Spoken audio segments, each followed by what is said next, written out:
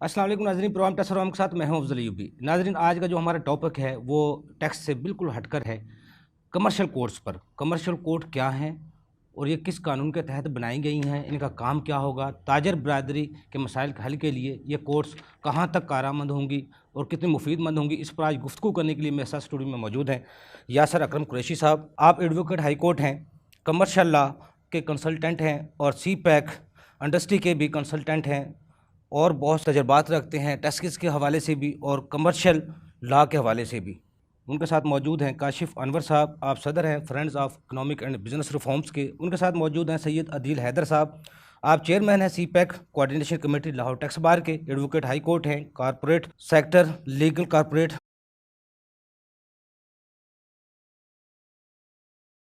समझेंगे, लेकिन काशिफ अनवर साहब की तरफ जाना चाहता हूँ।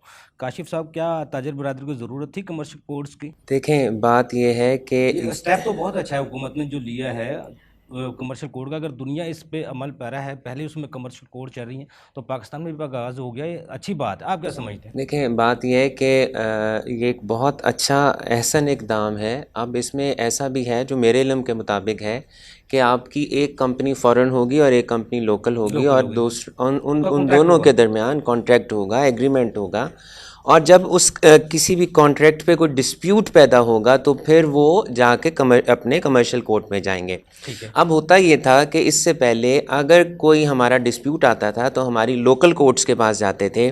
और लोकल कोर्ट का हाल ये है कि एवरेजली जब वर्ल्ड बैंक ने हमारी डूइंग बिजनेस की रिपोर्ट दी तो उसमें जो पंजाब की कोर्ट, जो लाहौर की कोर्ट है, उसको तकरीबन एवरेजली 3 साल लगते हैं फ़ैसला करते हुए, और जो कराची की कोर्ट है उसको 1 से 2 महीने ज़्यादा लगते हैं, यानी कि 3.25 से 3.5 साल लग जाते हैं।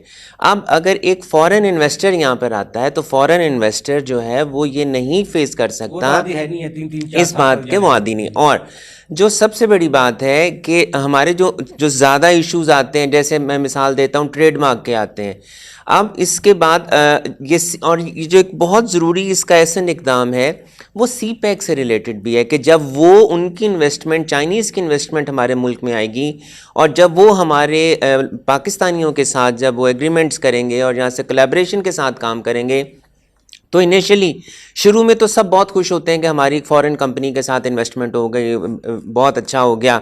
लेकिन 2-3 साल के बाद जाकर प्रॉब्लम्स आने शुरू हो जाते हैं। ये भी ऐसा भी हो जाता है कि वो शेयर होल्डिंग्स भी नॉर्मली गलत तरीके से अपने नाम पे करवा लेते हैं। फिर वो ये कहते हैं, फ़ॉरेन इन्वेस्टर को कहते हैं कि 70% हमारी होल्डिंग है, 30% आपकी, आपको हमने बोर्ड से निकाला, आपके तमाम इख्तियारात हमने लिए। वो साबित करने के लिए भी 10 साल लग जाते हैं। यस। अब सी पैक, वर्ल्ड बैंक, इन ये अब चूंकि चाहते हैं कि हमारे मुल्क का भी वकार बेहतर हो, और जो बाहर से इन्वेस्टर आता है वो एक आर्बिट्रेशन की बीच में फॉरेन आर्बिट्रेशन की एक क्लॉज रखवाता है, बिकॉज उसे हमारी यहाँ पर कोर्ट्स पर एतबार नहीं है।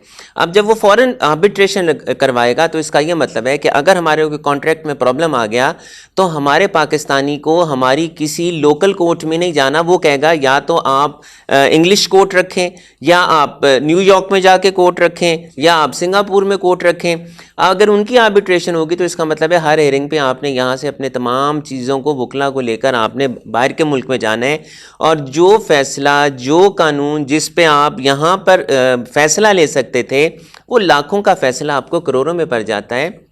और इसको जो सबसे बड़ा मकसद था, जो हम बार बार बात करते हैं कि ease of doing business, ease of doing business, ये ईज़ ऑफ डूइंग बिजनेस की तरफ पहला कदम है। पहले से कहता आ रहा है, लेकिन देखें अब आगे ये पता चलेगा कि कितना इस पे अमल हो सकेगा, क्योंकि fair and just trial is very important with the quality of the